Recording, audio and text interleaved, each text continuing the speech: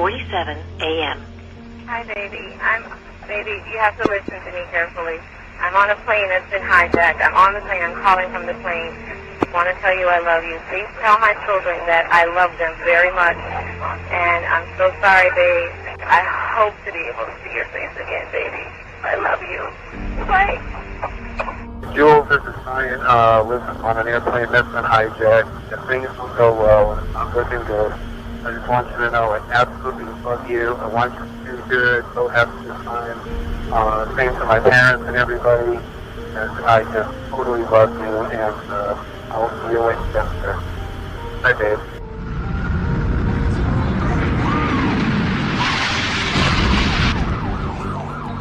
What are those people going to do? All the elevators are blocked out. In a country that most people would struggle to find on a map, in a compound that few possess the courage to enter, men from my previous life took the fight to our enemy. In that about your religious beliefs, they don't care about your political opinions.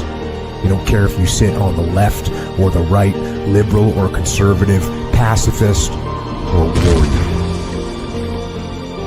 Instead of running from it.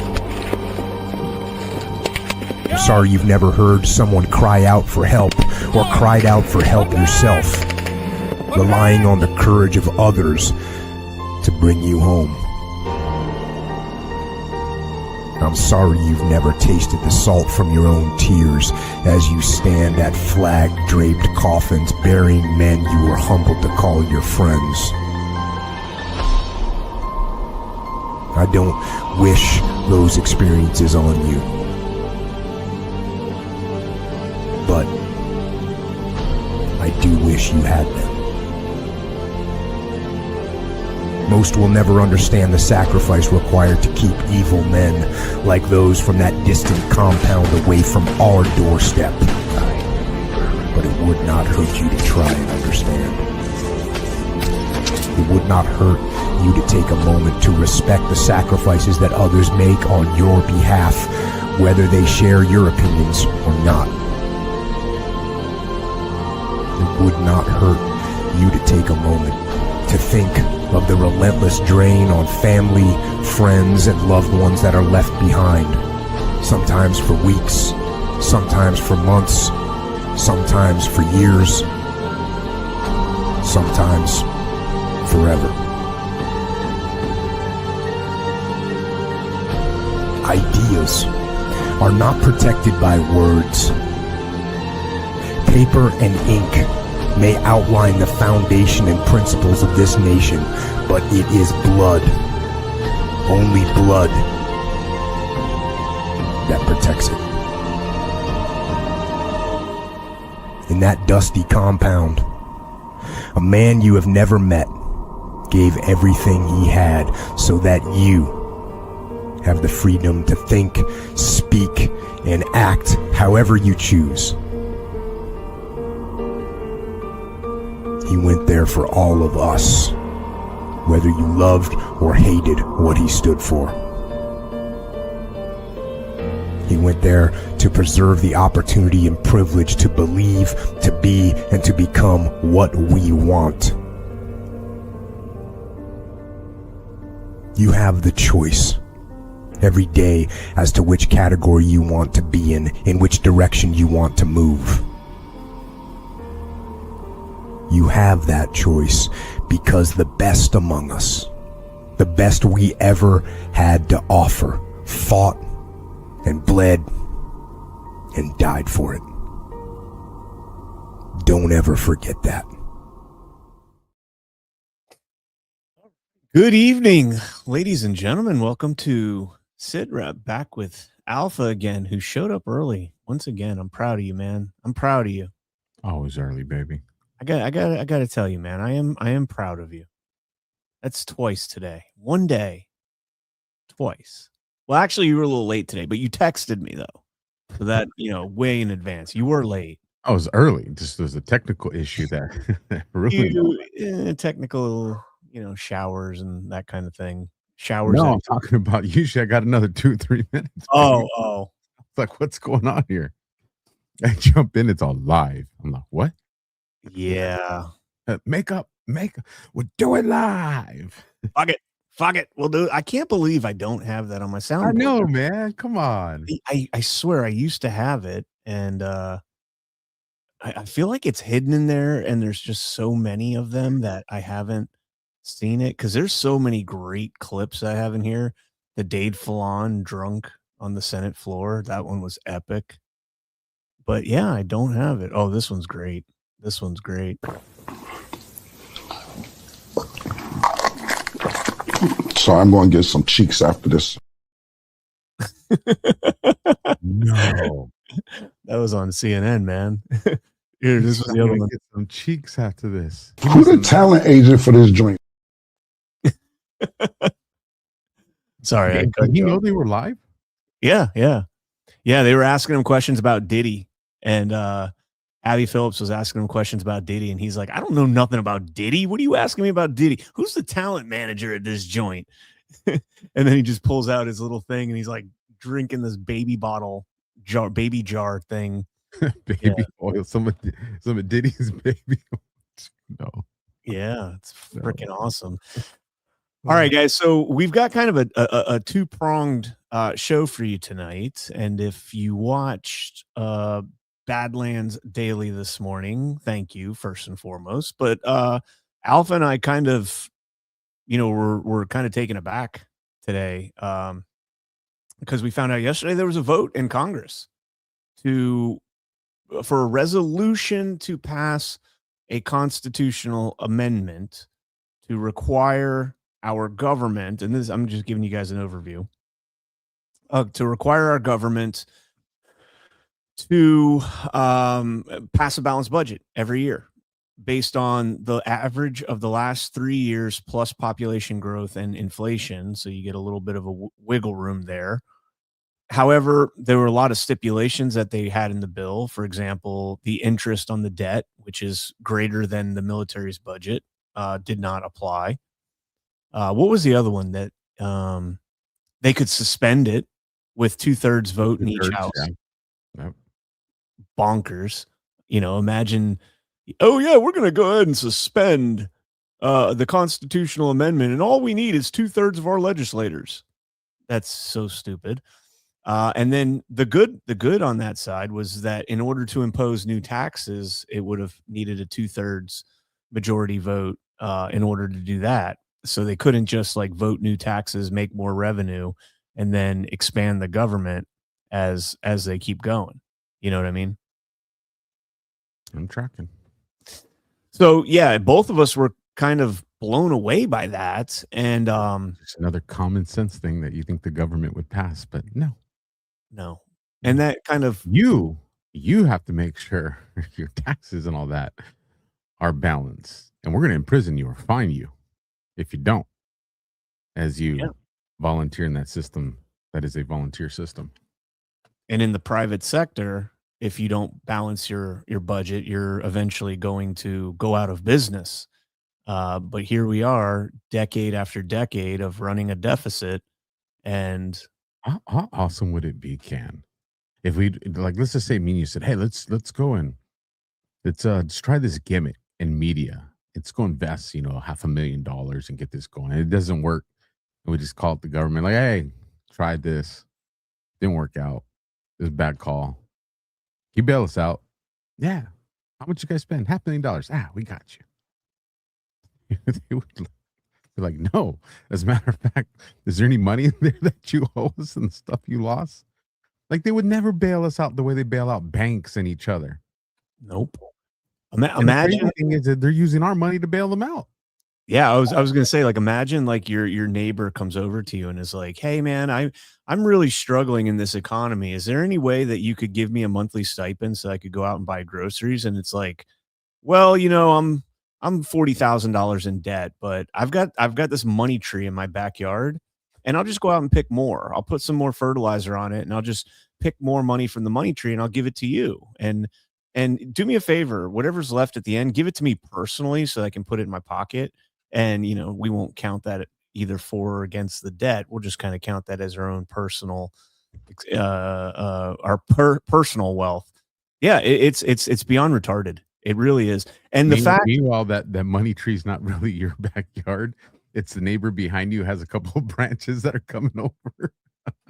and he's charging you interest on it, and he's controlling the market and everything else, and he's a private entity. Yeah, it's absolutely nuts, man. And the worst part about it, Alpha, is like nobody knew about this. And going back to kind of rehash the conversation we had today, I put that squarely on the Mockingbird media. There had and the congressman, they could bring that to our attention.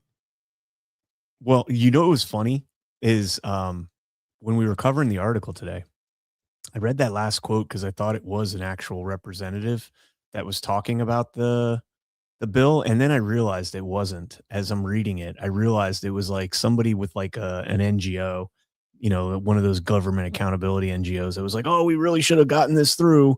We really got to reel in the government and their egregious spending. And that's one of the first articles about legislation from Just the News, that they didn't have Democrats or Republicans quoted with any remarks or comments on it.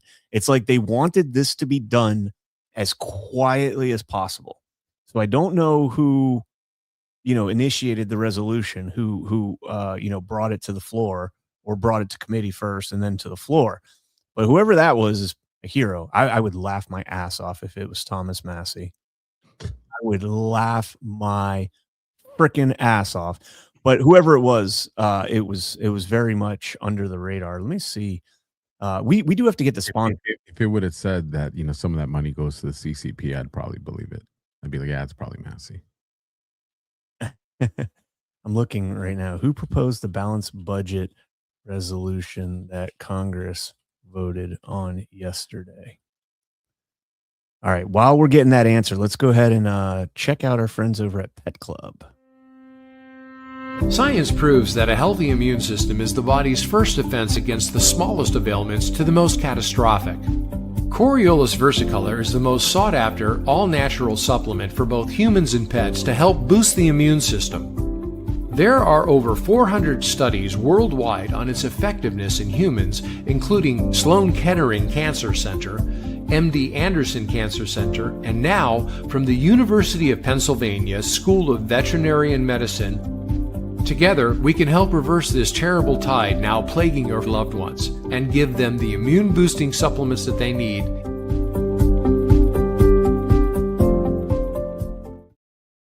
All Right. Before you go, are you going to the next one? Not yet. Go ahead. Okay. Folks. All right. Y'all know I love me some Pet Club. Yes, you do. Love me some Pet Club. Right? Right here. Okay. This one. This is the green one, but it has Reishi added to it. That's why it's yellow. So if you don't want this one, you can get the green one. But you want this one. This is your overall health, right? This thing, life extender, okay? This one, focus and clarity, all right? Focus and clarity. And this is the lion's mane. Here's the other great thing about this. Not only is it focus and clarity, if you got an elderly person dealing with dementia, Alzheimer's, things like that, here's where the magic happens. But one of the, I guess, I don't know if you would call it side effects because it's something positive. But one of the positive side effects out of this is when it's rewiring your brain for focusing, what your brain starts doing, and I'm going to break it down Marine style because I'm not a doctor, right? But your brain starts to be like, hey, this is that bridge running over there is making you want to drink soda. That ain't healthy for us. Blows that bridge up. Down over there makes you want to get these other sugar cream, blows that up. So as it's doing things for the clarity of your mind, it's also getting rid of the bad pathways. So people start losing weight with this one. Now, the magic one that, my audience on my personal channel has heard me talk a lot about, and this one's probably one of the most important ones, Can. So the restore one right here, bring it up closer so everybody can see. I would take a couple of these when we got back from GART. Just, we do some social drinking and stuff like that. I wanted to help out my kidneys and liver and stuff like that. One day I look at the bottle and it says blood pressure. I'm like, really? Between combat Marine Corps and a decade and a half of law enforcement, we live, and I won't speak for you. I don't know what you're like, but Me and a lot of the other cop buddies, we live in that world of pre-hypertension. You know, even when we're working out and all that, it's just that's where we live because it's constant stress. And our bodies are amazing. Your bodies acclimate to it, bro. I'm cranking out numbers. So my world, just to give people an idea, I was usually about the mid 140s, 146, 147, over like the mid to high 80s, like 86, 87, 88. Every now and then bust out a 90, right? That's just where I've operated right now, man. And my audience knows how long I've been doing this. Audience, some in the chat can tell me, probably about a month now, maybe a little longer, a little less. Dude, I'm cranking out 118s, 117s, 120, 122s, over 77, 78, 80, 82, 83. Damn. So my buddy, he's yeah, I don't want to dox him. He's one of the medics for the Hollywood movies, like some of the big sets. He's probably watching tonight.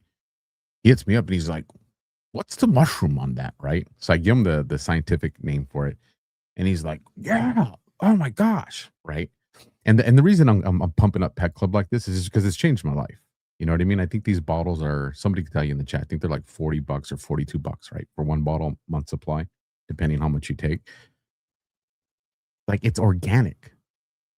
Like, we call them supplements, but I've been saying it's food. It's not going to interact with medications. You don't have to worry about that stuff. You know, if you have a concern, talk to your doctor. I'm not a medical professional, but I'm telling you, like, this stuff changes your life. Like, it is crazy. And we have a bunch of great sponsors that have products that do this. And I would just tell the audience, whether it's Pet Club or any of the other sponsors we have, think about all the money you spend on trash, fast food, whatever the case may be. And fast food is the absolute worst, folks. Yep. But just think about all the money you spend on trash. What do you got to lose by spending $40? Or if you bought all three, what would that be? Marine Corps math, 120 something. Right? Counting fingers and toes. If you did that, I'm telling you right now, you don't have to do it for 2 months to notice. Like, you're going to notice, you know, fairly quick. You're going to be like, holy smokes. So, and just to give people an example, when I was talking to the owners on my show a few weeks ago, one of the things that they're talking about is like the retention rates, right? Like for customers, like, you know, these companies, they have, you know, the customers that stay, but then there's always customers that leave. And you always just kind of want that number like to be so where you're in the green, right? So you're still maintaining. They have an insane retention rate. And the reason is it works. And the next thing, and I'll land it here because it's not a commercial, but it's important, is for your pets too. Yes. Give it to your pets. Hence the name. Hence the name. All right. Real quick, let's talk about Rumble Wallet and then we'll get into the show. Promise. Did not. Alpha's passion. Well, listen, not another one. No. Listen, because we got listen. Our programming, our shows are free, and they're free because we're supported by our audience. We're supported by our partners and affiliates, which means we need our audience to stay alive. Like that's true too. You guys got to live, because if you guys don't live, we lose audience. All right, guys, they can freeze your accounts, they can shut off your cards, and they can lock you out of your own money overnight. Banks don't protect you, they control you, and that's why real financial freedom starts with ownership. Introducing Rumble Wallet, a non-custodial wallet built for people who refuse to give up control. With Rumble Wallet, you don't just buy digital currency like Bitcoin and Tether. You can own Tether Gold, real gold on the blockchain. Through Tether Gold, you get direct ownership of physical gold bars, each one fully allocated, verifiable by serial number, purity, and weight. This isn't paper gold. This isn't an IOU. It's real gold without bank vaults, storage fees, or gatekeepers. You can buy, sell, or move it 24 hours a day, 7 days a week, and even when traditional gold markets are closed. And if you want, Tether Gold can be redeemed for physical gold. Now that's power. When you support creators on Rumble, you can tip them directly using Rumble Wallet, peer-to-peer and outside of the banking system. No permission, no middleman, no cancel button. The wallet is yours forever. All right. Thank you to Rumble Wallet as well. Now let's somebody put something funny in the chat.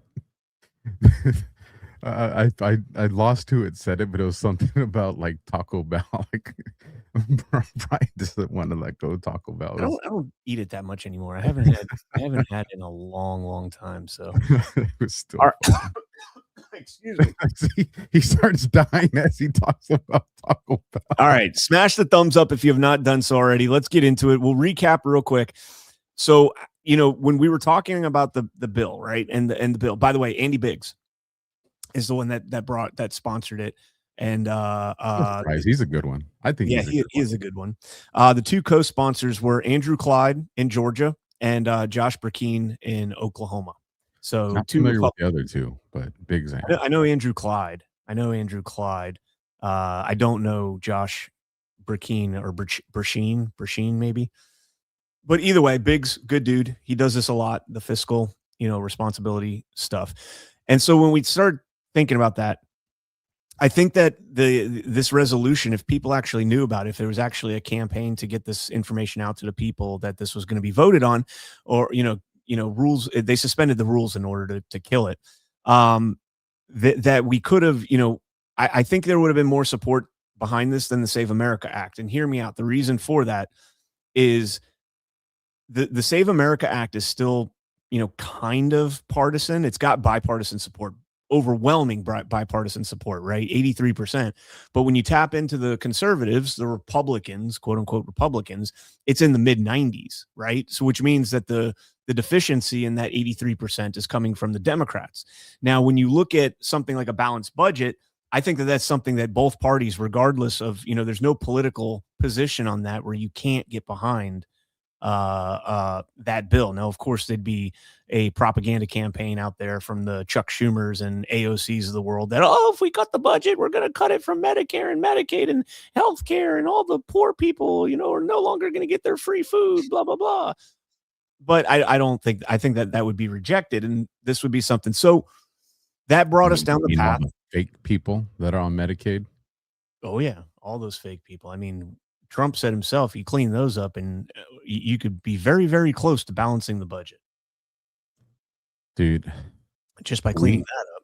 One of the things, and I don't think we talk about it enough, and I'm not talking about like us here at Badlands, I'm just talking in general, is we need like a legit census in our country, bro. Yeah. How do you do that? You gotta start local and just make sure that the people that are doing it, that there's this, that it's transparent and it's all done in the same model, so it's accurate. I mean, it can be done. Yeah. So we started talking today about, how do you check out of the system? And we talk all the time about tax revolts and everything else. And then we got one more comment to that. It's anecdotal, but just to put in perspective. Like when I talk to a lot of people, whether it's, in real life or online, like a lot of people tell me, oh yeah, my son's in the military. My husband was in the military. My wife's in the military. My uncle, my brother. It's just like in the chat, like, let's just run an experiment here in the chat. If you have someone in your family, whether it's, your son, daughter, you yourself, your husband, immediate family, parents, your immediate family, parents, your brothers, your immediate family, just, say, just say vet or something like that. Right. Or yeah, I do.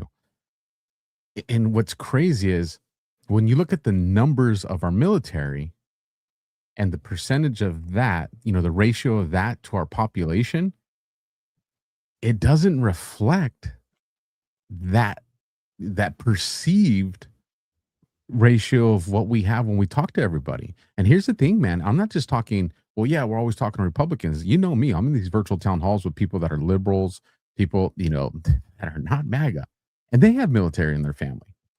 It's just like, how do you have all these people that are tied to the military, but then when you look at the ratio of how much military we have compared to population, it just doesn't add up. And I think something super cool is if we actually had a legit census and realize a large portion of our population actually participates in the military. You want to talk about a morale booster and some pride, bro? Yeah. I mean, I think the number of people that serve in the military is still either single digit or low teens. It's single digit, dude. Yeah, it's single digit, isn't it? Yes. Yeah. And look at the chat, man. That's crazy. Yeah. Well, I mean, this is also a veteran show, so I mean, yeah. kind of got a captured audience in a little bit of a sense here. We rigged it. we rigged it.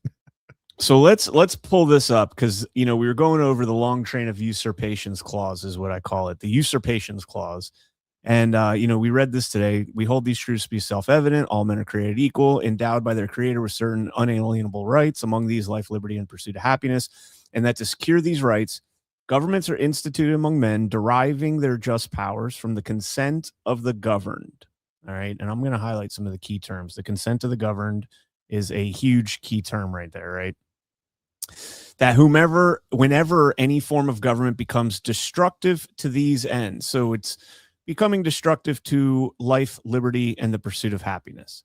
It is the right, capital R, of the people to alter or abolish it.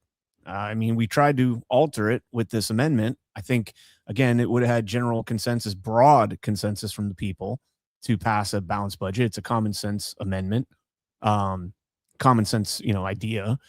But yet, here we are. And to institute new government. Maybe just no government, but new government, laying its foundation on such principles and organizing its power in such form as to them shall seem most likely to affect their safety and happiness. Prudence indeed will dictate that governments long established should not be changed for light and transient causes. All right, so we cannot change it for, just because we're unhappy on one particular day, right? It's got to be something pretty big. And accordingly, all experience hath shown that mankind are more disposed to suffer while evils are sufferable. Meaning that we're, the old twisted sister, we're not going to take it, right? We're not good. You have to get to that breaking point. And one of the difficult things about this is we've become so fractured as a nation, Democrat, Republican, left, right, man, woman, black versus white, and all the other races, thrown in there. Like we're so fractured on every single issue that I guess it would kind of be hard to get that census, right? The consensus among everybody. Mankind are more disposable to suffer while evils are sufferable than to right themselves by abolishing the forms to which they are accustomed. In other words, we're comfortable, right? We're comfortable with this. But when a long train of abuses and usurpations pursuing invariably the same object evinces a design to reduce them under absolute despotism. In other words, the government continues to push you down until you have no choice but to bend the knee to the entirety of the government, not just the president or the Congress or whatever the case might be. It is their right. It is their duty. Their duty. It's an obligation. It must be done to throw off such government and to provide new guards for their future security. Such has been the patient sufferance of these colonies, and such is now the necessity which constrains them to alter their former systems of government. The history of the present King of Great Britain is a history of repeated injuries and usurpations, all having in direct object the establishment of an absolute tyranny over these states. To prove this, let facts be submitted to a candid world.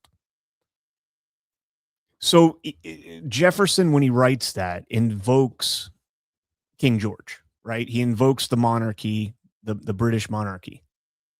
And, when you look at that period of time, the absolute tyranny was essentially taxation, right? It was essentially a 1 cent tax initially on stamps and then on molasses and then on sugar. It was a fraction of a fraction. Now we pay taxes on every single thing. Like you wake up and there's an air you breathe tax. If I die and I want to, leave my, whatever I've built up over my life, they're going to take half of that on a inheritance tax.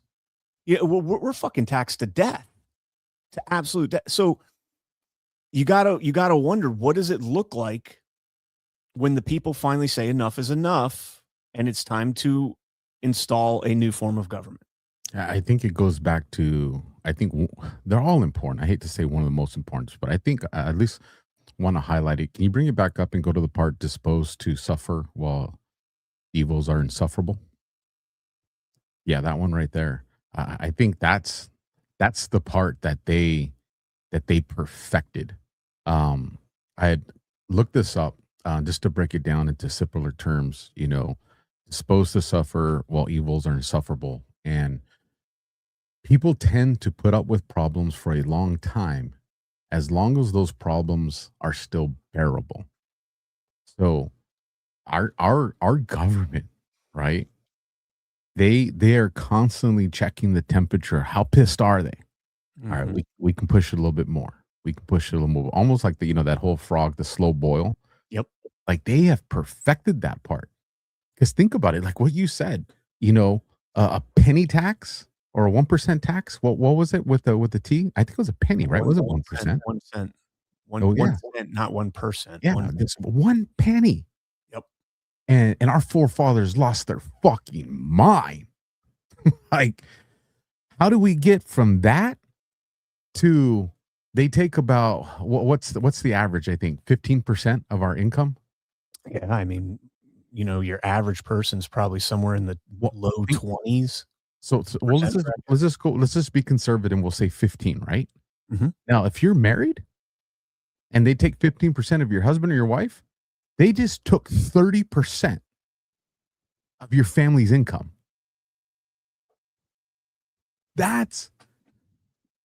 So we went from being pissed about a penny to 30% of your income. Like that shit's crazy. And why is it?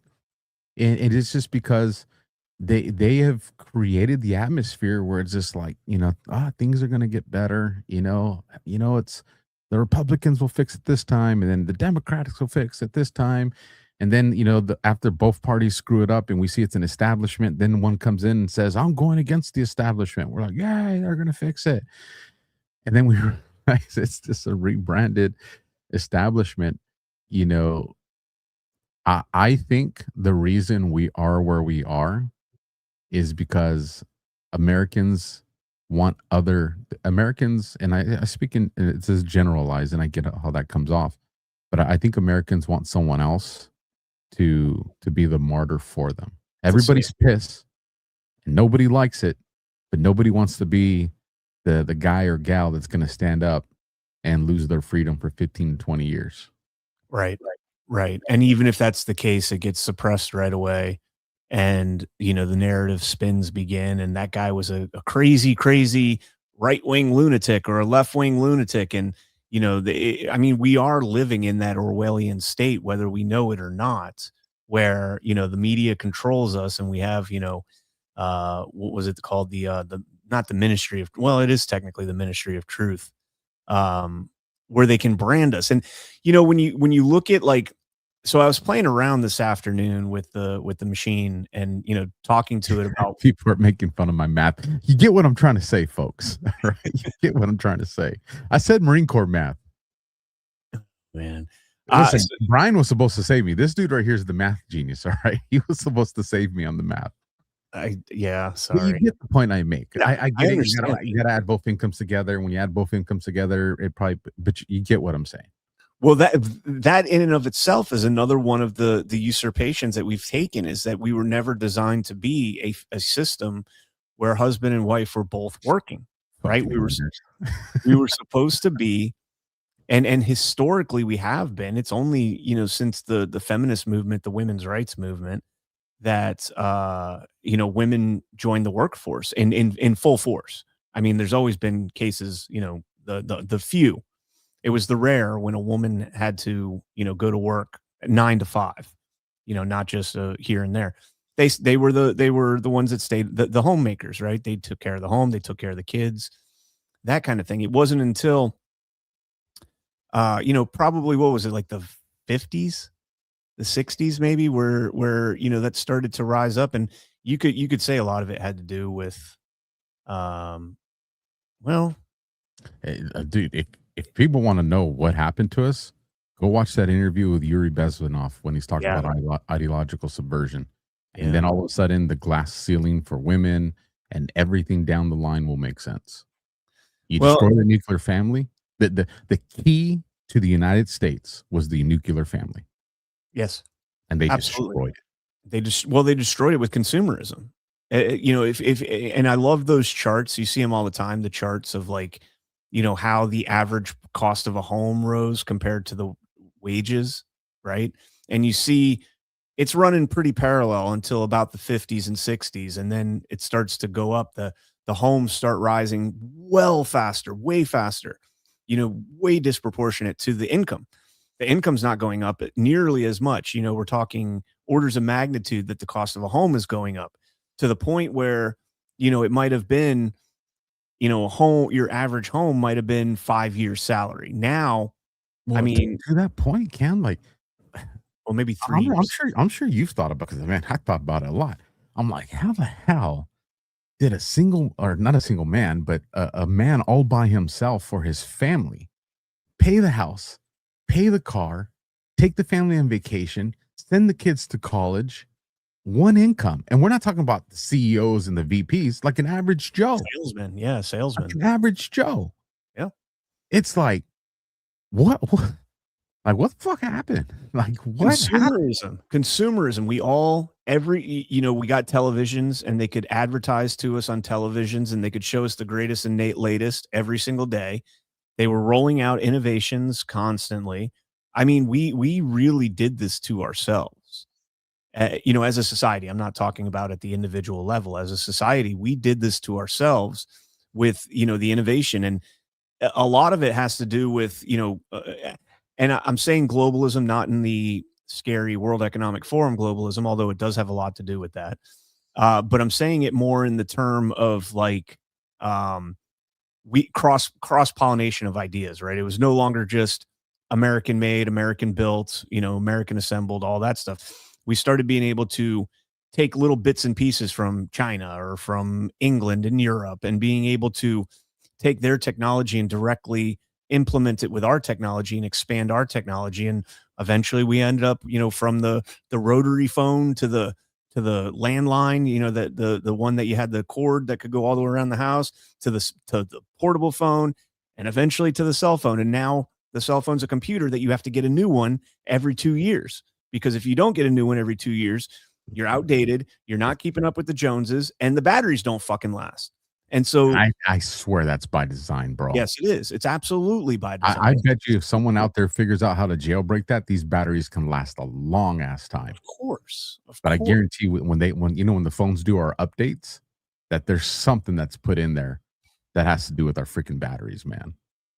But that's what I'm saying. Like we have become so complacent. And you know what? The one thing they teach us in the Marine Corps, complacency kills, right? You get so complacent, you get so comfortable, and you're just kind of chilling, right? Everything is, you're going along to get along. As long as you got your bread and circus, you're fine. You're not really bad enough to where you're like, shit, something's got to fucking change. Even though you look, and granted, the last year and a half has been a mass expose with the fraud, waste and abuse through Doge and everything else. But I mean, what's it going to take? Because you look at when I read the usurpations and I was playing with the machine earlier, there's all the foundation for this to happen.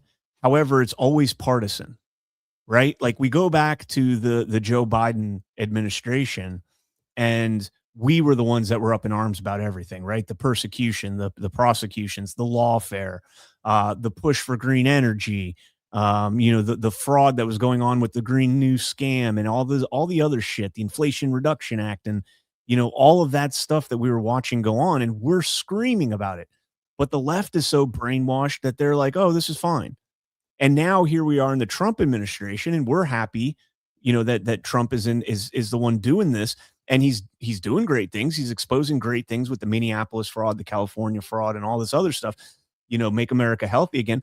And they're the ones now that are screaming about this. And I hate to say this because obviously we're on one side of the aisle compared to them on the other side, and this is our favorable regime, right? This is our turn, so to speak. But you look at all this fraud, and Democrats are making excuses for it, and it's like, if Joe Biden exposed this type of fraud, I would hope that they would have been outraged by this, but they didn't. They're the ones that perpetuated this fraud. And so, at this point, you got to think that liberalism is a mind virus, and until that mind virus is rooted out and dealt with, then how do you gather a consensus that something drastic needs to change? People have to feel it personally. Yeah. That's what it comes down to. You know, when the whole Biden, when you read the preamble, it's like, how can you not stop and think like of the entire Biden administration, right? Absolutely. And, there were times during that I was just like, oh, the precipice, right? That word. And there were times where I was like, hell yeah, we are right there. And when they came to the point where they said the children have to get remdesivir and these shots, I was like, here it goes. Americans will not tolerate this. Hell no. With all the rhetoric and the slogans of save the kids, protect the kids, fight for the kids, I'm like, this is a straw that breaks the camel's back. Shit is going to get crazy. And nothing happened. I was like, I was disappointed, but it was definitely an eye-opening experience for me, because I sat back and I said, just got to be honest, the kids wasn't enough to get Americans involved. And then I said, you know what that means? It's their money. Take people's money to the point where it becomes unbearable, and then people will fight. And that says a lot about our culture, man. Yeah. It's comfort. As long as we're comfortable, we don't care. And it is a football game at this point, and it's our side versus their side. It's the Packers versus the Bears, whatever you want to call it. And unfortunately, you can't make any progress in a system like that towards reform, towards reeling it in. And this goes to the point that we were talking about today about DHS and the Patriot Act, and there were some other things that we were talking about. And I used the anecdote or the example that if somebody got blown up and you're looking at their leg and you're like, oh, the only thing we need to do is get the meat reattached to the bone, stop the bleeding, maybe set the bone again, and then you'll be fine. And it's like, no, you can't. None of that's going to work. You can try it, but you're just going to be throwing money and wasting time on something that's not going to work. You have to cut it off completely, and you have to let it heal from the base. And then from there, you can get a prosthetic or, whatever the case might be. That's how it is with a lot of these bureaucracies in our country now. And this is the thing that's hard for, I think, even some of MAGA, but more so your kind of establishment Republican normie mind, to understand that a lot of this is not going to ever course correct. We were told that we're going to get rid of Linda McMahon's going to get rid of the Department of Education. Well, yeah, sure, she might, but all they're going to do is break it up and put it in other cabinets, right? Put it in other bureaucratic institutions. And to the point with the DHS, I do think there are aspects of DHS that are paramount. Border Patrol, one of them, but I think that should be the military. I think every military base outside of some specific strategic nuclear sites, launch sites, I think all federal, National Guard can be everywhere, but federal military needs to be on the border. Those bases need to be on the border, and those guys need to be patrolling that border every single day. You should have trucks going by every 20 minutes, every 30 minutes, whatever the case might be. There should be a truck going up and down the border. Talking my language now. Let's go, warmonger. Let's go, baby. Warmonger. That's not warmonger. That is warmongering. That's not. You know what you just described? That is not. It is. It's the first element of war. And you know which element that is? A secure border? Peace through strength. Well, yeah, sure. Yeah. Sure. I'm not opposed. Yeah, baby. Hang on, I'm not opposed to peace through strength. I love peace through strength. I love peace through strength. You got to flex on these guys. I listen. I love where this conversation is going already. But why is our border, or excuse me, why is our military, like, why do we have bases? I mean, the Marines. We gotta have a presence at other parts of the world because there's logistical straits, whether it's come on, the one right there from the Mediterranean to the Red Sea. The Suez. The Suez Canal. Yeah, that's important. You got the Hormuz Strait's important. The one that's right there going into Southeast Asia, that area, I can't think of the name. That's important. Panama is important. Because these are strategic things. You get not every nation in the world is going to want to be a good guy. Like, that's just you misunderstood me though. I wasn't getting into our bases throughout the globe yet. I was just talking about our homeland, CONUS bases, like Camp Lejeune, like Fort Bragg. I was talking those bases. I agree with you. They predominantly should be along our entire perimeter. I agree with you there. Yeah. But you still should strategically have some, in different parts of the country listen, what happens if a part of the perimeter collapses, Yeah. Well, that's what you have National Guard for at that point. At that point, that's what you would have National Guard as like a QRF, so to speak. But so hang on, we're gonna kind of transition, although it's kind of like in the same boat here. But before we do that, we do have one more sponsor that we got to talk about real quick. We are in the middle of the worst stretch of data breaches this country has ever seen, and I honestly think they're going to get worse.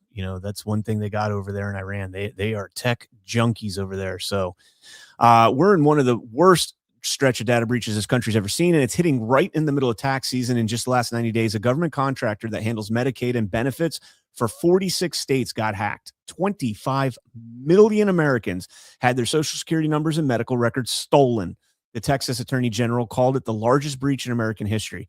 Panera Bread, 5 million customers exposed. Under Armour, 72 million email addresses dumped online, all on top of a record 3,300 data breaches in 2025 alone. Here's why you need to care right now.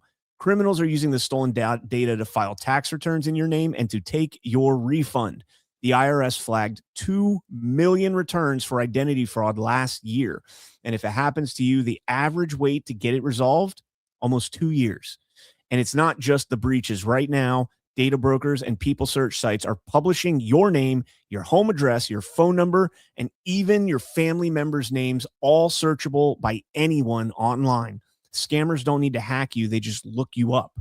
Patriot Protect fixes that. Their search and destroy protocol scans Google and over 200 data broker sites, finds your personal info, and removes it continuously, constantly. Most services tell you that after your identity gets stolen, Patriot Protect removes the information they need to steal in the first place. And because of what we're seeing right now, Patriot Protect is offering you 15% off any plan. Use promo code Badlands by going to patriot-protect.com/sitrep. Your data is already out there. Take it back. Visit patriot-protect.com/sitrep and enter promo code Badlands. All right, ladies and gentlemen, we're gonna kind of slowly move our way into the Iran portion of the conversation, and joining us for that, we've got the one and only Josh Reed. Josh, how you doing, brother?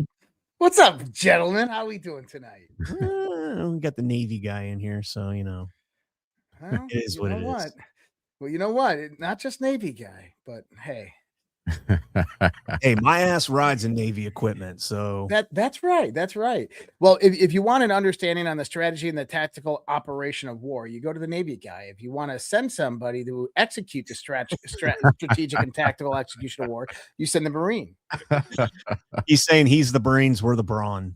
That's right. It's a very subtle way of saying that. Well, my tax math didn't help that conversation earlier today. So let's start this conversation out here. And I thought this was absolutely hilarious. Did you guys see President Trump with the Japanese Prime Minister today? Oh my God. Savage as fuck. Now, real quick.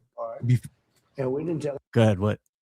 Did you, before you get into the statement that's made, you saw the way she greeted him, right? Yeah. With a She hug. ran up and hugged him. Yes. Yes. That's that's actually very normal for Japanese women. Yeah. Okay. In the context of affection, of how when they really truly like someone.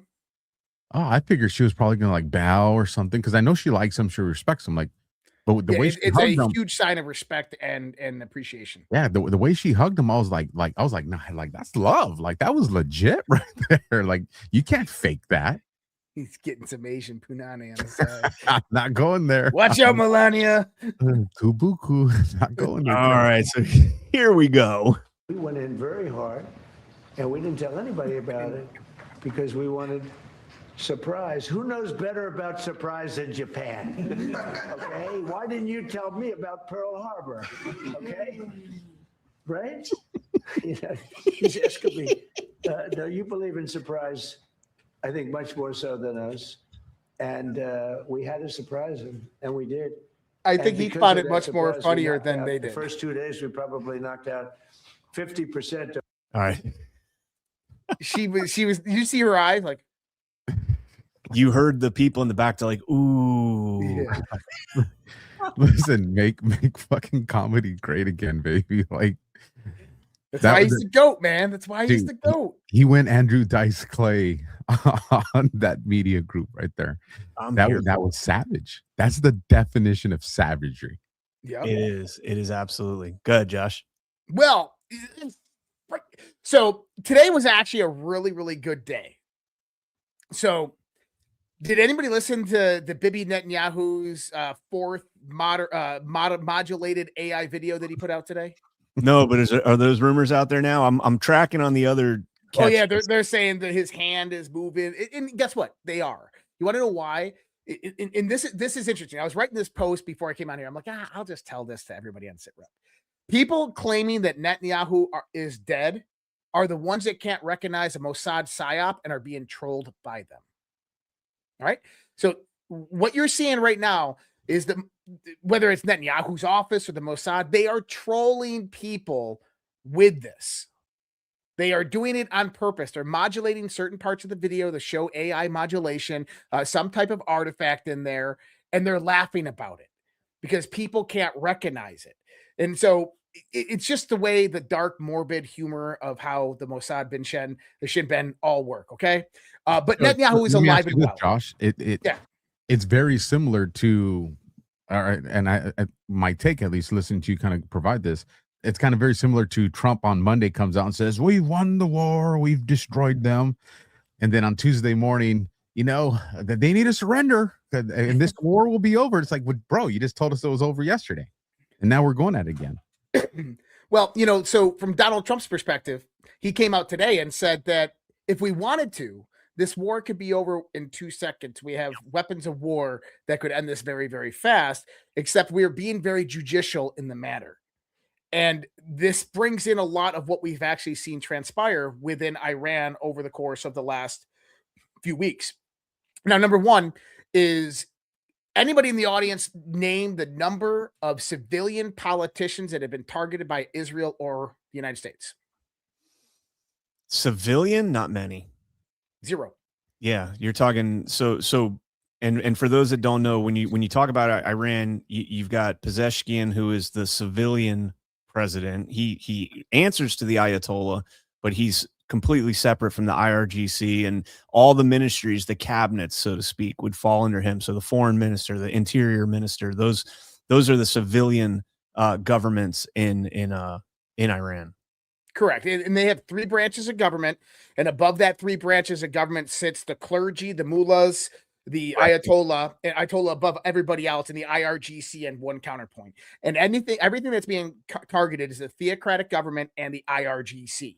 And this is being done on purpose. I mean, there's women walking around without hijabs on, right? So the people are actually liking, I believe, at least I don't think it's psyop, but I believe that the people are actually liking this and understanding this. And Pezeshkian actually came out the other day, and he was walking down the street with the Iranian people, because that's an important message for the Iranian people, because it's showing that he can walk down the streets with the Iranian people. They're absolutely supporting him. But what did he do the next day? He put in his resignation. Pezeshkian did? Yeah, he put in his resignation and got denied by the Ayatollah, the cardboard cutout of Moshtaba Khomeini, got denied it. And this is actually sending a signal, because one of the things that I believe is happening here, and I've been talking about how Iran is going through a regime change for a long time. This all goes back to Raisi. If you remember, President Raisi was in a helicopter over Azerbaijan, and he went down in thick fog and he died and everything. The helicopter died. And I put it on a Substack blog at the same time. And I said, this is the first time ever in history that Iran has lost one of their leadership and didn't blame Israel or the United States. In other words, when you see that, you got to understand that it was Iran that just killed their own president. And you got to wonder why. Traditionally, what we've seen is the civilian political infrastructure has to be more kind of cordial with other global politicians, right? And there was a lot of Western and Israeli influence over Raisi, even though we know that he was very hardliner. He played a hardliner, but we had good information that the back channels after Soleimani that were being utilized through Switzerland with Donald Trump actually mentioned this, was Raisi. Was communications directly with the civilian counterparts of the government, Raisi. The Raisi, again, in 2024 was in communication with Israeli leadership and was basically, they're playing the hard line. Oh, we're going to bomb you. But in the back end, they're like, we don't want war, guys. This is not going to happen. Don't worry. We'll take care of the IRGC. And that's one of the reasons Raisi was taken out. And I said after this on my shows during that time, 2024, that watch out, you're about to see massive escalation by Israel towards Iran, because one of their top kind of agents that was working inside the Iran infrastructure has been taken out. And then we see that summer, we see Hezbollah be decapitated. And then this escalates. You get the 12-day war almost a year later when Trump comes into office. And the 12-day war, listen, we all understand that Israel wants the greater Israel. Israel wants to expand this war into a full-out invasion. They want to control the entire Middle East. They want to go into Lebanon. They want to go into Jordan. Everybody knows this. They're trying to escalate this as fast as possible because this is their one chance or one opportunity. Like, someone should do some music with like Eminem's Knees Weak, Arms Are Heavy song coming out, like, of the darkness, and Netanyahu like getting ready to fight the Iran war or something, because that's the truth. This is their last chance and their last opportunity, at least with President Trump.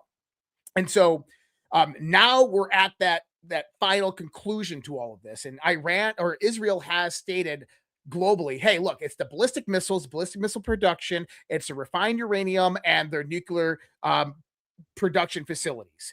And so today, Netanyahu came out, and this is beautiful. And he says, we've destroyed all the methods for them to produce new ballistic missiles. We've eliminated almost all of their ballistic missiles. We've eliminated their capability to produce nuclear weapons and taken out all of their nuclear reactors or their capabilities to refine uranium. In other words, the checkbox that Israel wanted to be complete before they have no other reason to continue this war, Netanyahu checked off today, and Donald Trump checked off the other day. But yesterday, the message was different from Israel. The message from Israel was completely different. They bombed the LNG facilities. That's right. And that comes a week after they bombed an oil refinery, to where Donald Trump sent Jared Kushner and Witkoff to Israel and said, what the hell's going on? Yep. And by the way, they did this hours after Donald Trump announced that we're going to go in and control Iranian oil.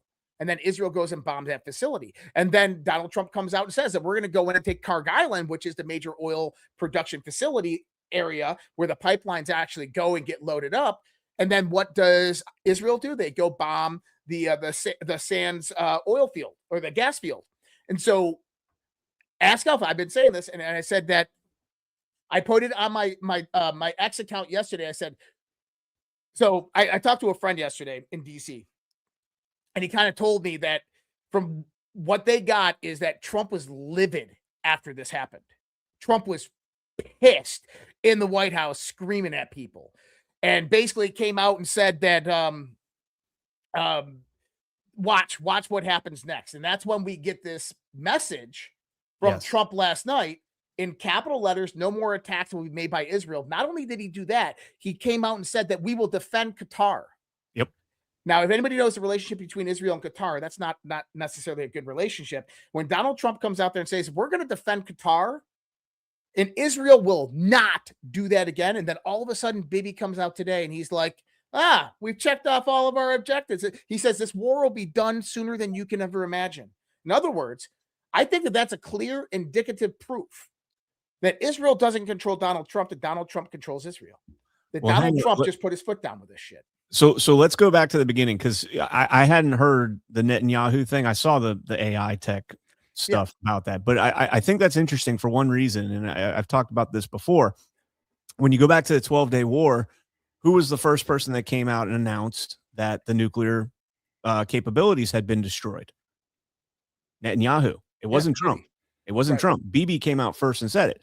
And I had long, thought and said publicly that I thought Trump made him do it first, because if Bibi comes out with that narrative, it takes away the justification to continue the aggressions towards Iran. And so what do you see happen? This was in June of last year. And so what do you see happen maybe like 3 months later, 4 months later?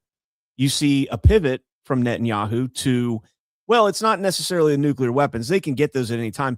It's the intercontinental ballistic missiles. It's the ICBMs that they're It's a 60% refined uranium that they have. Right. Well, yeah. I mean, again, that's if you don't have the refineries and the processing facilities that we blew up with Operation Midnight Hammer, then those are kind of, that's the whole point of making BB say that.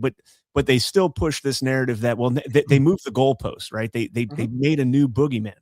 And so this is where me and Alpha, and I haven't heard your take, I don't think, on this yet, but this is where me and Alpha disagree. I think Netanyahu, and Joe Kent confirmed it today, but I said it on Saturday, February 28th. I said it on my show. I said, holy shit, did Netanyahu do this without Trump knowing?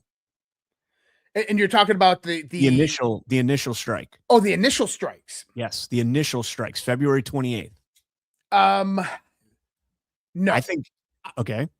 So no, I would say no. And the reason I say no is that it was a coordinated joint strike. The initial strike was a coordinated joint strike. CENTCOM, Israel, coordinated joint strike. We sent B-2s from the United States all the way over there. Remember, we had the strata forces going over from to Europe, and then over from Europe into, so it was a joint operation. This is how I've heard from my sources that it played out. You remember when Bibi came to the United States a few weeks ago, about a week and a half before we struck Iran? Yeah. Yeah, I think he came to DC, or he came to Mar-a-Lago or DC. Trump was in Mar-a-Lago and went back to DC. Trump was presented with intelligence. The intelligence was that, and this is what I've gathered through just different sources. I hope that maybe we can get confirmed that Iran believed that the negotiations were going to fall through, and that an attack by Israel and the United States was imminent.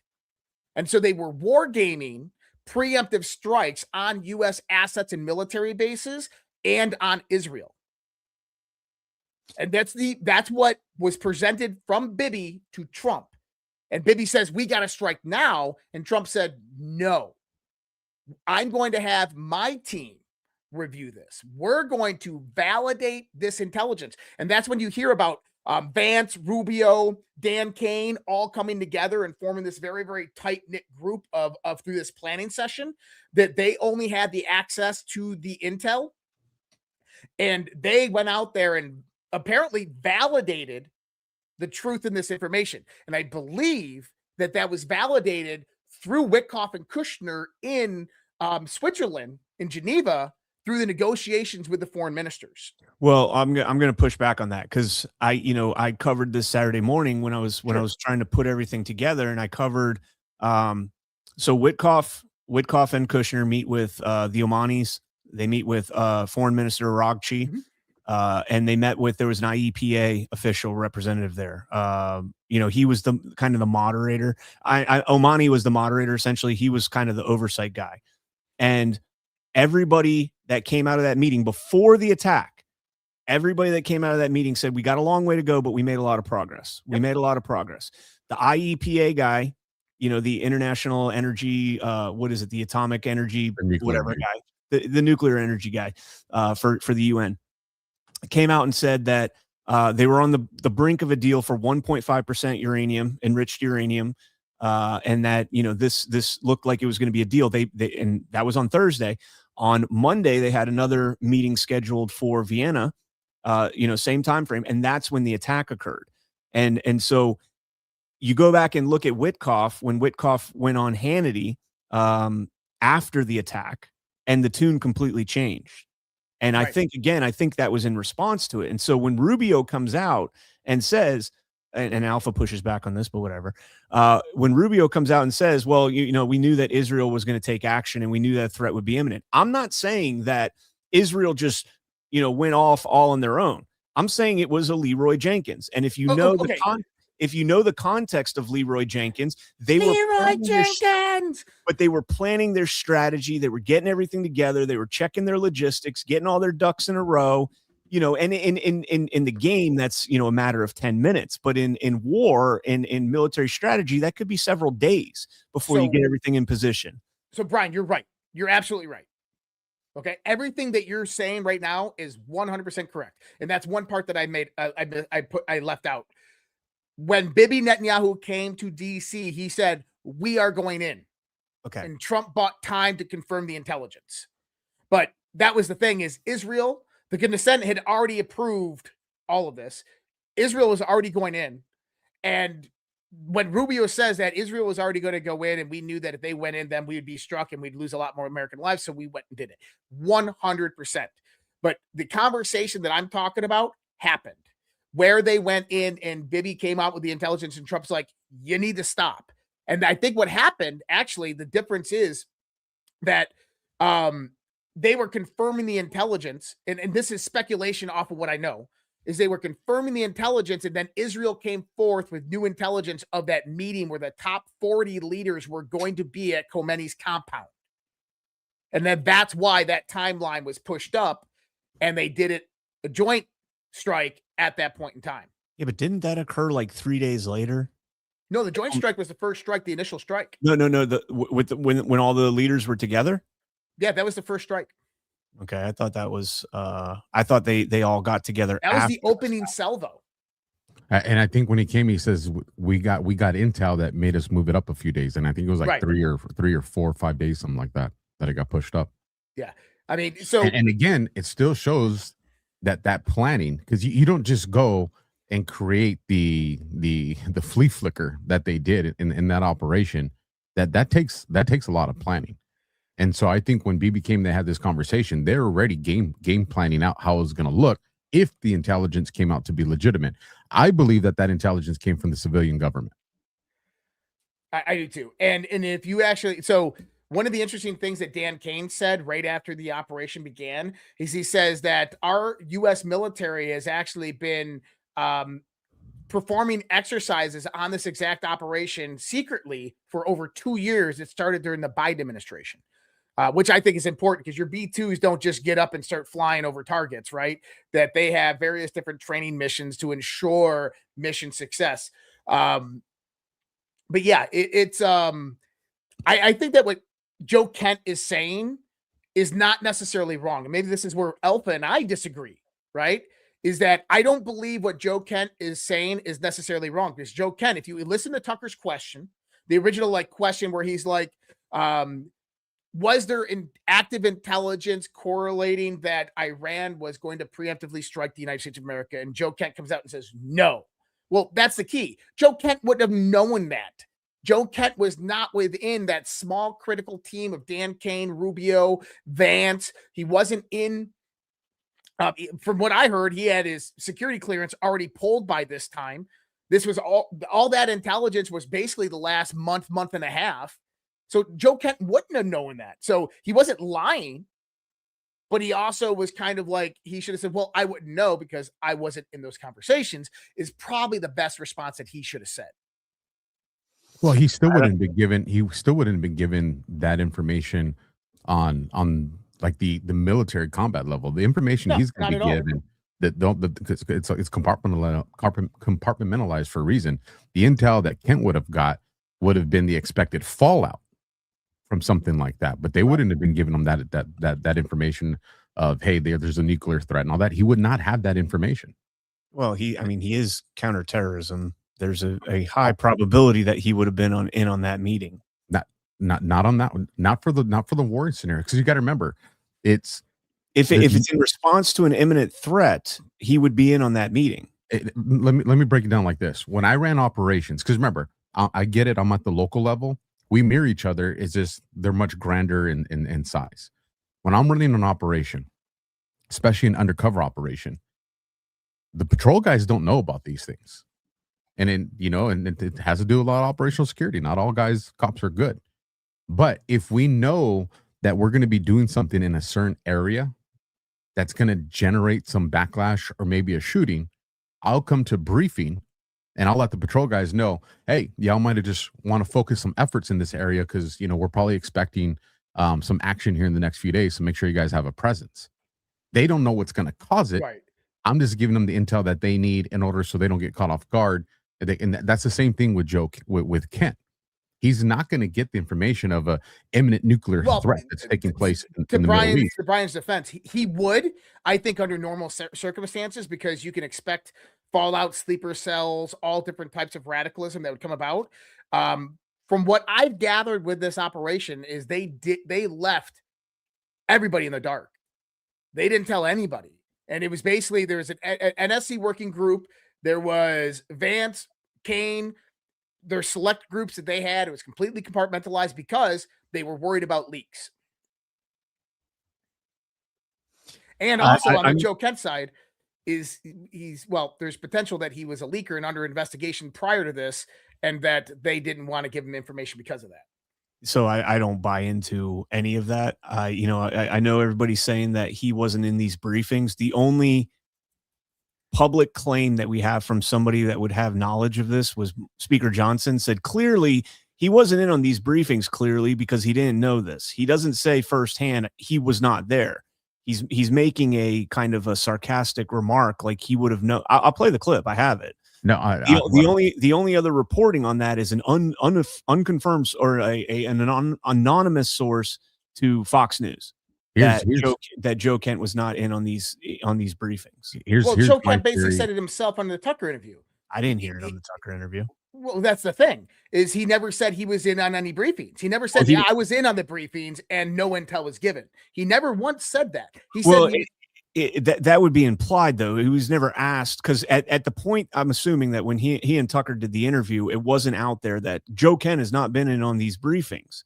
And so the question was never asked directly, were you in on these briefings? Which is why I want to see Levin interview him, because now that there's more, claims being made, the investigation, I know I want to see how he handles it. I can't overlook the fact that Joe Kent almost exactly mirrors Dan Caldwell, almost exactly. And Caldwell just landed himself back in the government, this time in DNI. Yeah. So he went from an alleged leaker, anti-war with Iran in the Pentagon, removed allegedly because of the leaks and because of that situation. And now he's back in DNI.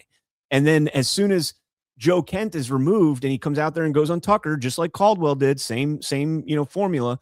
He goes on Tucker and says, hey, Israel went out on their own. And then literally the very next morning, you've got Donald Trump on Truth saying Israel just struck this place on their own. What the fuck are they thinking? Here's the pee-pee slap. Don't do that again. But Joe Kent gets zero credit on that. I don't think he doesn't. I'm not giving him credit. Well, he still doesn't. I think he's a messenger. I think that was the message. And I disagree on that, because if you go back to the first evolution of the 12-day war, what happened? Israel sends in that strike force they send in the air package. And what does Trump say? Flip a bitch and turn that shit around. You ain't doing it. Yep. So he checked him then. So Trump had already, and that's why when Kent says, oh, someone else is dictating this war, how can you make that statement when in the first evolution you have an evidential data point? Because Trump just made that statement this morning that Israel dictated this war. That's still post. Kent doesn't get to use something that happened after he made this statement. No, Kent's not using that. I'm using that. When people say there's no way Donald Trump didn't know Netanyahu was going to do this or that Israel was going to do this, and then he literally says we didn't know Israel was going to do this, it's a bad look. It's what I'm saying, though, is people are trying to make both arguments. Israel controls Trump. Trump didn't know. Like you can't say both. You got to. Israel controls Trump. You got to. Well, that's what I'm saying. I'm speaking to Kent. Kent's saying that Israel's the one that's controlling this war. How can he say that as an intelligence officer that knows you need at least 3 data points? I'm not talking about you or me. I'm talking him to come up with your conclusion. And he has a data point where Trump checked Bibi, Israel acknowledged it. Trump talked about it. The media covered it. So it's not a question of it happened. It's irrefutable that happened. So that right there shows that Trump is in control of what happens. Now, is Israel going to act out? Yeah. And it's in part because I completely agree with you and Josh on what they want, what their intentions are. I think we are all in agreement when it comes to that. Joe Kent is out here saying that they're not an imminent threat. When you literally have Iran posting on social media, we're going to sink the Gerald Ford. You have the last couple of years. Because it's in our backyard. We're going to sink the Gerald Ford because it's in our backyard. Oh, okay. So if a ship comes in our backyard, do we just sink it? No. Yes, absolutely. If a Russian ship came and propped itself off the coast of Virginia, we're going to sink that son of a bitch. You had Chinese ships in Cuba. How close is that to us? 90 miles, but that's Cuban waters. They have sovereign waters. Let's ask the Navy guy. If China came and parked the boat off of our coast and we like you said, blow it up, 90 miles. Well, if it came right up on our shores. But what I'm saying is, how many other countries are we allies with in that area that we have a right to run our Navy ships through there? Plenty. Iran doesn't own those waters. And if the argument is that Iran owns those waters, then there's the imminent threat. We don't have to even continue with the argument. It's how about this? Back in 2022, the USS Connecticut, a ballistic missile submarine, was operating in the contested South China Sea. All right. The submarine had to make an emergency surfacing because apparently it ran into an underground mountain. Sabotage. Now, let me ask you this. Have you ever heard of a U.S. highly advanced, brand new submarine running into a mountain? It doesn't happen. In other words, something happened because it was in contested waters. Well, what happened is China most likely either took an EMP and took out its electricity and allowed it to crash into the floor and it had a surface, or something else happened. So what did China do? Well, China said, get the fuck out of my waters. So there's an idea here, though, is international waters has a certain, I think it's 100 to 125 nautical miles off the coast is considered international waters. Waters within that area are considered domestic territory. And if we had a Chinese submarine or warship surface within that 125 nautical meters of U.S. Territory, it would most likely, if there was naval assets in that area, be shot. And the reason being is because if you have a ballistic missile or anything carrying potential nuclear warheads surfacing within domestic waters, that's it. That's basically an act of war without any pre-notification. And that's what I'm saying. So there's muddy situation. There's variables here that are played. What you're saying, Alpha, is correct. If you had a Chinese vessel that's 90 miles off the coast of New York or Plymouth, yeah, we're going to sink that. But when you put it in the realm of Cuba, it's like, okay, well, there's something going on with Cuba. There's the heightened sense of an alert that's going on. But when it goes into Cuba, that doesn't happen. And you're right, because that's the same example that you made is if, when we go through the Strait of Hormuz and you go into the Gulf, we're in their territory and waters, but we're also in U.S. allies' territories and waters. And so it's a different context. But I think that we're arguing a mute point here because the idea is that, yes, Iran poses an active threat. Iran does pose an active threat. And that's the point that I was trying to make. So were they ever going to act on it? I don't think so. So yeah, I agree with that. I don't think there was I don't think there was an imminent threat to the United States. All talk and no game. I don't think there was an imminent threat to the United States. Even today in the war, they're only defensive. Have you noticed that? Yeah. Everything they're doing from a defensive posture. It's only tit for tat right now. But that's why I think we see these escalations, and that's why initially I believe that Israel attacked them prematurely before the United States was fully on board and ready to go, because there was the potential that the Witkoff-Kushner-Arakci negotiations were going to produce fruit, or at least push the the negotiations along. And I was telling Alpha today, as President Trump, the deal maker who's ended 8 wars, who deserved a Nobel Prize, who's using the power of the purse and the tariffs and everything else to end all these wars. You've got the Omanis, you've got Arakci, and you've got the IEPA guy saying that, yes, they made progress. You got Witkoff and Kushner saying they're confident, but it's still a long way to go.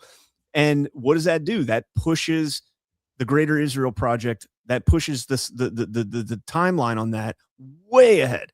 Because now if they make that deal and Iran becomes a nuclear power in the civilian sense, civilian nuclear infrastructure, that leaves everything in the dust. Iran becomes a whole new world with that type of technology.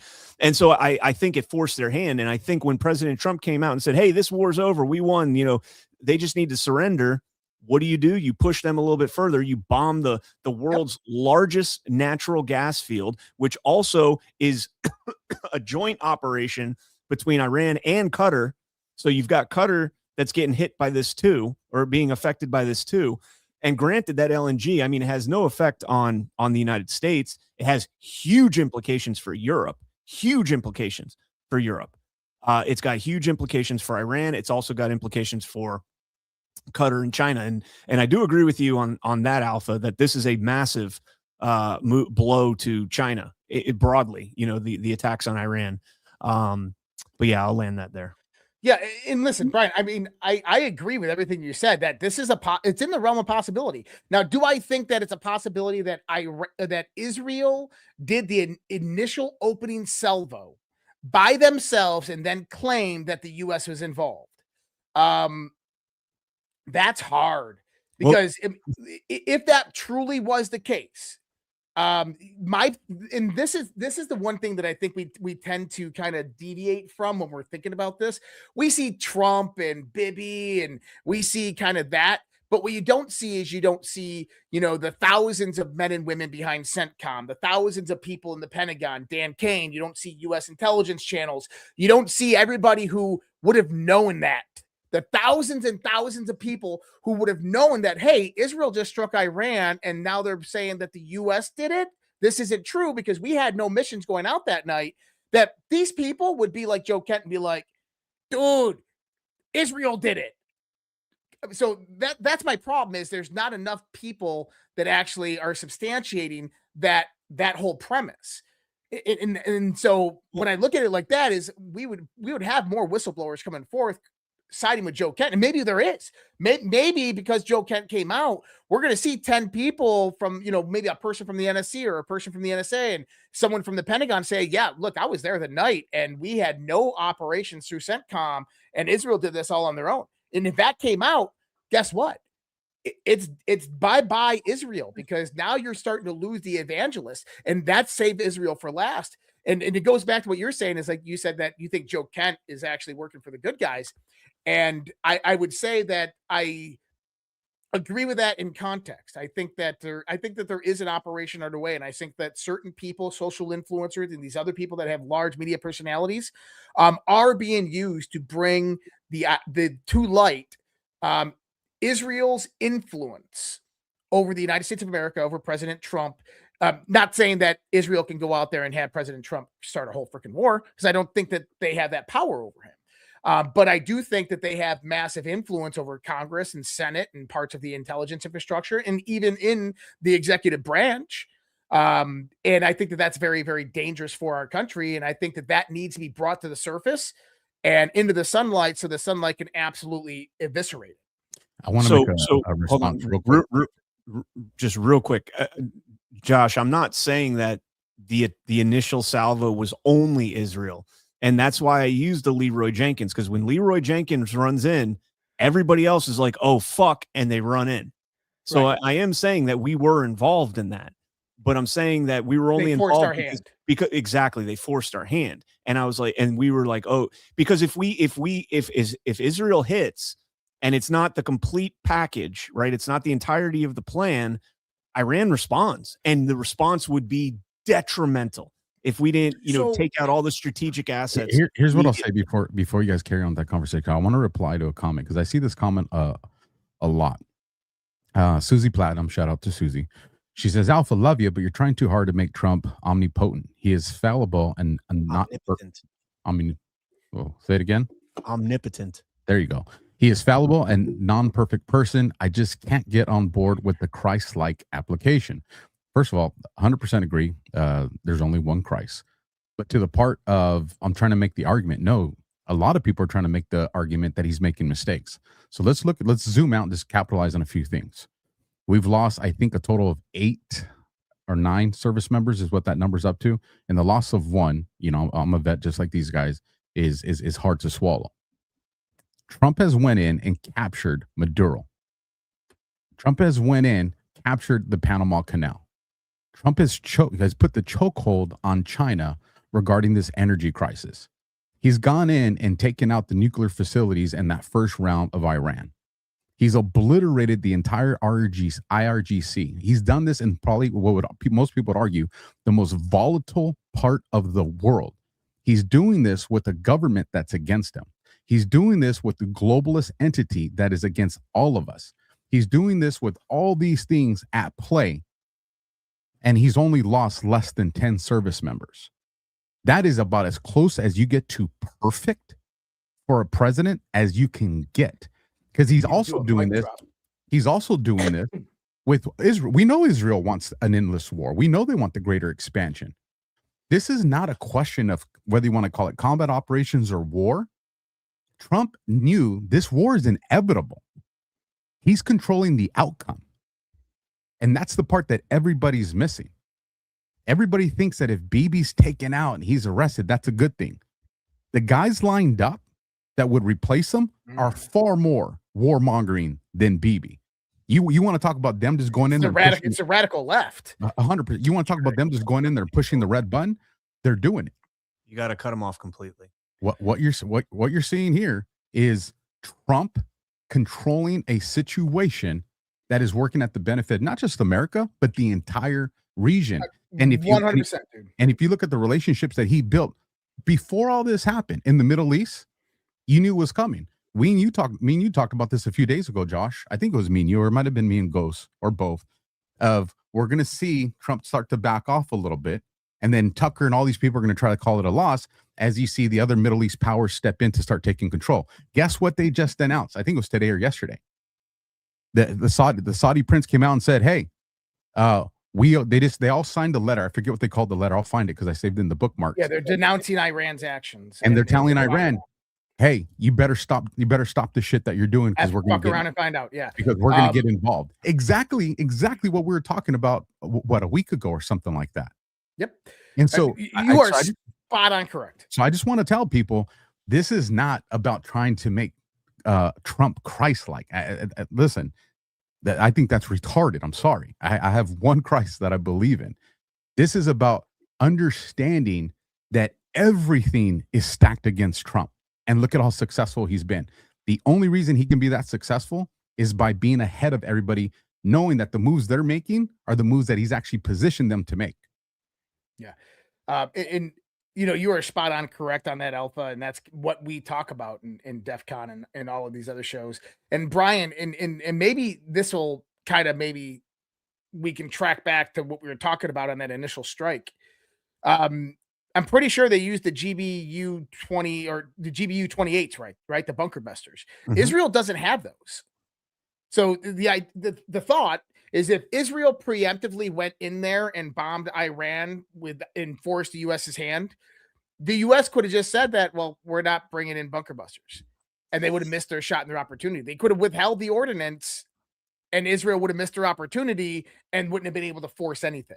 Yeah, but the response would have been detrimental to Israel. It would have been if they tried, it would have been horrible. It would have been absolutely. It would have been World War III. It would have been nuclear war. It would have been like kicking the hornet's nest without having the dynamite inside the nest to kill them all instantly. You would have been kicking the hornet's nest, and the hornets would have gotten kicked the shit out of Israel. They would have kicked the shit out of our bases. They forced the hand, and we knew that it had to be a joint operation. There was no other way. Let me give you guys a scenario. I'd like to get you guys' thoughts on this. This is what I kind of been thinking about today.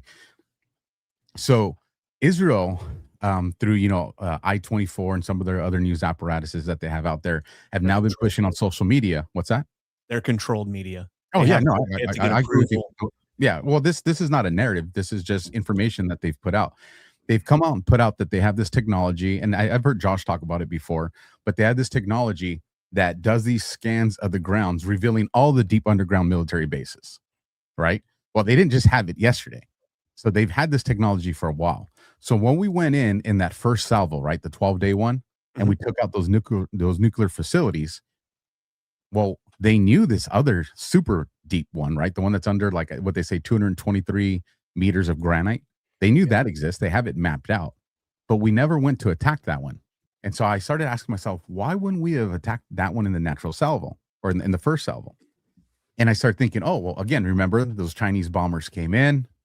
My suspicions is those Chinese bombers removed the uranium and all that stuff because they probably got tipped off from Trump because he wants them to save that stuff for, we talked about it, the civilian, nuclear energy. But if you leave one and you leave the big one there, if there's any other uranium, any other weapons, where do you think everybody's going to move it to? That last remaining bunker. Yeah. And so if you're going to leave one, then that means you're anticipating that there is going to be another battle because eventually you're either going to have to destroy that one or bury it. I want to hit something real quick and then we got to land this, and it's unfortunate because they won't get a chance to respond in the chat because they're behind. But Bubba Ganoush, love you to death. But she says, I'm behind in the stream. Iran would absolutely use a nuke on America, period, full stop. Wow.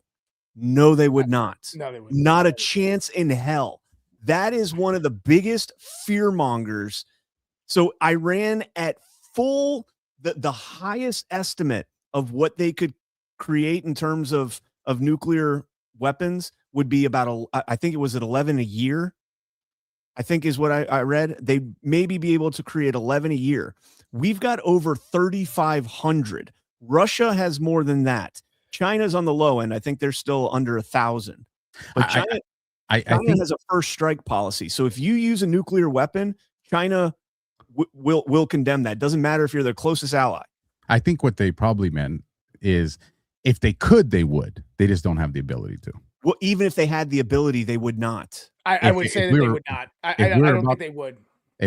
Our nuclear response protocols, if Iran launched a nuke, would be every nuke we have within firing range would go down on Iran. There's no coming back from that.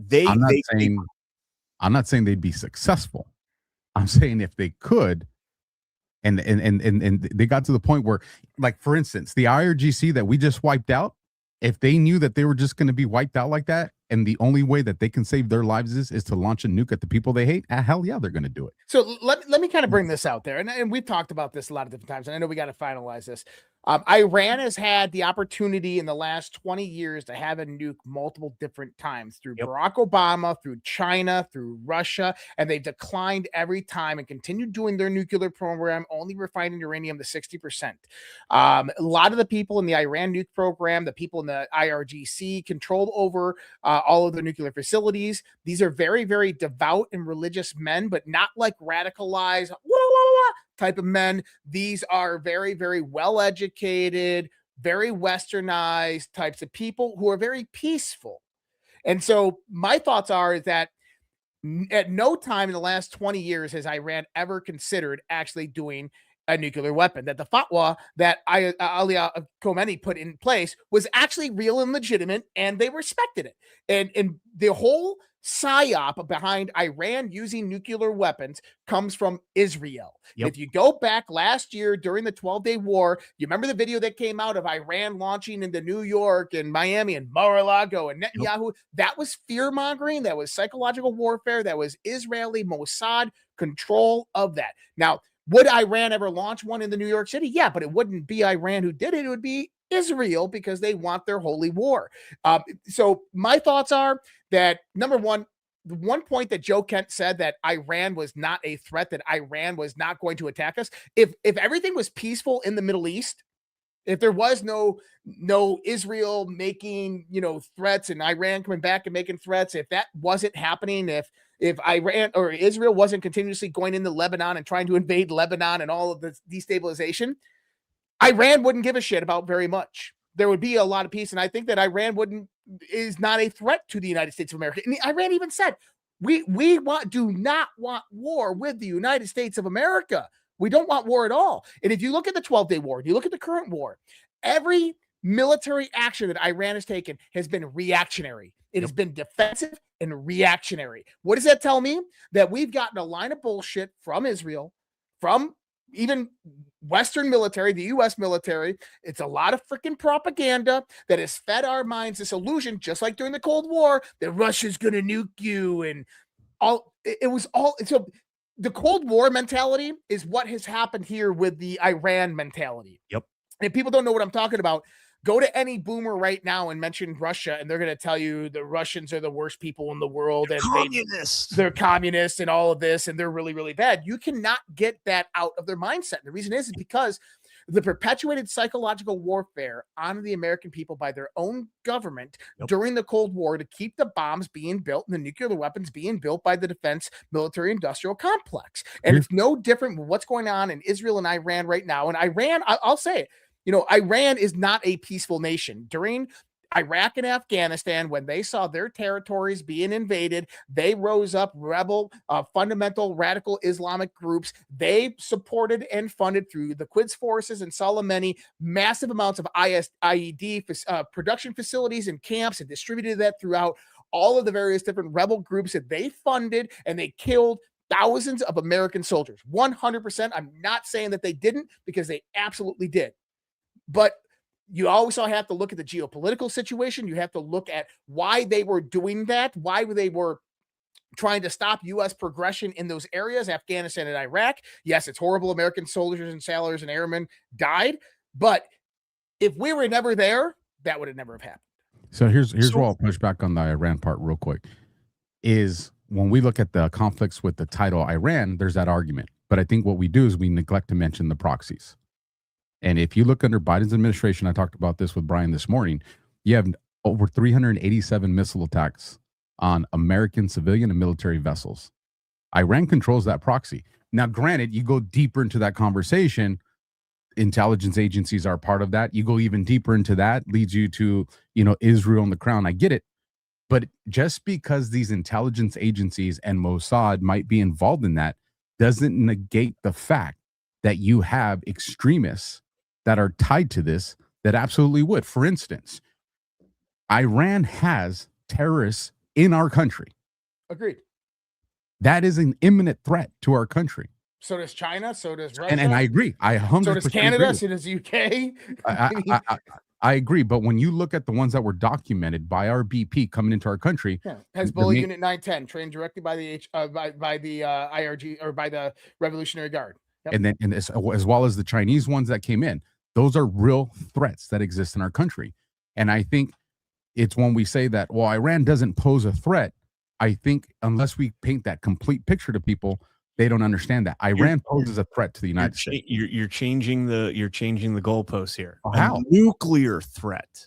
Iran is not going to nuke America. I'm not moving the goalposts, because I said even in the earlier conversation, they changed the goalposts. Because if you look at all the conversations early yesterday, they kept saying Iran's doesn't pose an imminent threat, and they got so much pushback that the Owens and all those people came out. Well, they don't pose an imminent nuclear threat. I'm good with that argument, but we can't say that they don't pose an imminent threat, because what could be more imminent means that it is going to happen. It's going to happen. It's inevitable. Iran has shown over the last 30 years that they are defensive. Yes. Defensive in their tactics and their natures. The reason that they utilized proxy forces during Afghanistan and Iraq was because we were there. But I'm not talking about Afghanistan and Iraq. We have a right to do commerce through the Suez Canal. We have a right to do that. That's not a combat zone. You mean and it's in the Suez Canal? Strait of Hormuz. No, I'm not talking about Hormuz. Okay. I'm talking about the Suez Canal and into the Red Sea. From the Suez.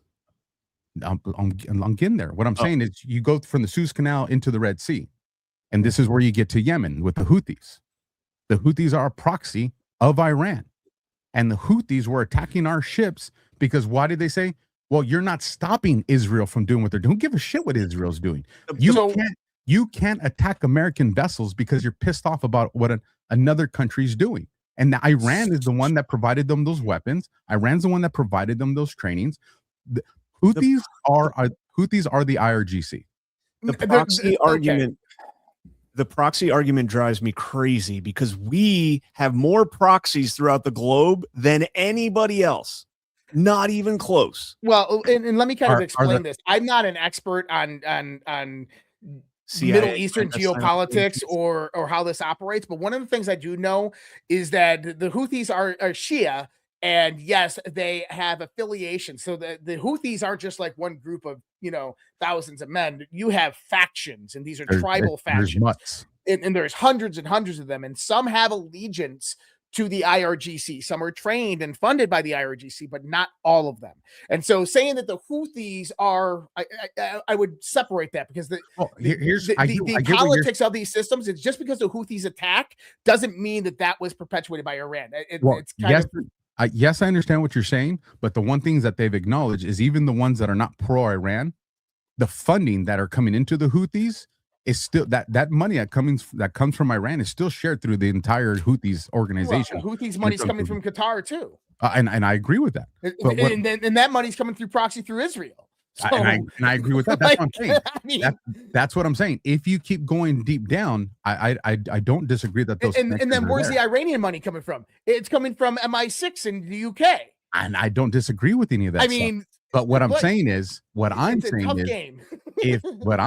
the guy pushing the button to launch that missile is a Houthi, and he's tied to the IRGC, I don't care who did the funding. I want them to be held responsible too. But I'm not going to say, well, because MI6 did it, or because Mossad funded it, or because the money came from this place, these people are alleviated of the responsibility of attacking Americans. I'm not going to go there. What I'm saying is everybody from the very first dollar to the purchase of the weapons, to the trainings, to the Houthi that pulled the trigger, every single one of them is responsible. And in that window of responsibility lands the IRGC. And with that comes that they pose an imminent threat. I don't disagree that if a holy war was waged with nuclear weapons in the Middle East, that Iran, the IRGC, would be responsible, because they are the primary financier and trainer and executor of that. Although that never happened. What do you do, Alpha, when one of our financially backed groups attacks a country and that country responds by killing our troops? Hold everybody responsible. What do you mean? Like hold the if we created a Gladio team, because let's just say our CIA created a team that went into a foreign nation to start a war, and that country responds, we're still going to respond, but you're going to hold everybody accountable so it doesn't happen again. So you find out what part of the CIA helped facilitate that, and you hold them responsible as well so it doesn't happen. But just because our CIA initiated and someone takes a shot at our military, you're not just going to give it a pass. So wait. So if a country goes in and they take one of our Navy vessels and they try to sink it and shoot missiles at it and kill American sailors, and then steal our nuclear secrets with our own scientists, that we should go and have retaliation against them? 100%. And I know which country you're talking about, and I agree. All right, let's get into rants here, guys. I don't disagree with that one. Thomas Time 76 says, some humor for the spicy show. Unfortunately, we are way over, so we'll play that for next time. I will archive that, Thomas, and play it at the start of the next SITREP. I'm Rosie too. Great trio. Thank you all. Thank you, Rosie. Huck Fillery still catching up on pledge Huck bucks and other things. This pollen is not helping. Can all these trees just get a room already? Enough is enough. I don't have that problem. Move to Florida. D Patriot 1776. Thank you for a great show, gentlemen. It's always a pleasure to listen to you. Take care. God bless.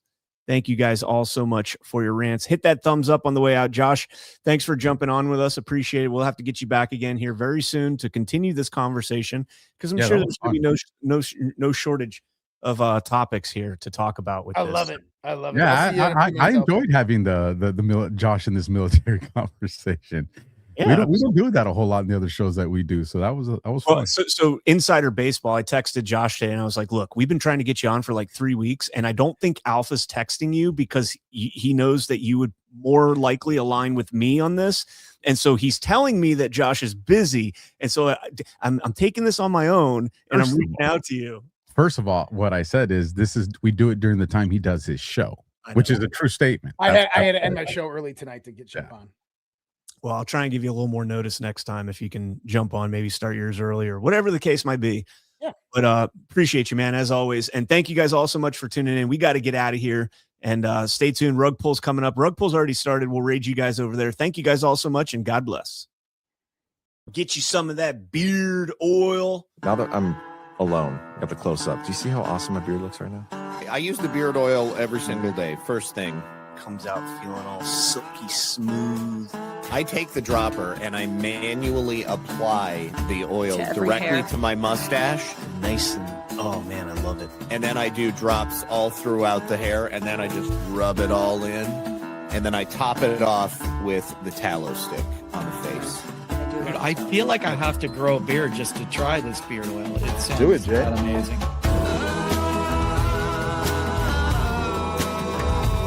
It's all from softdisclosure.com, and the best part about it is you will be supporting Badlands Media, Annie from Willow and Farms, and basically 3 of Annie's neighbors.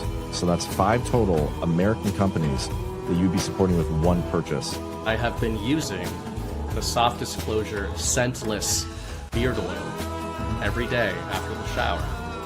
It looks unkempt, but it feels silky smooth.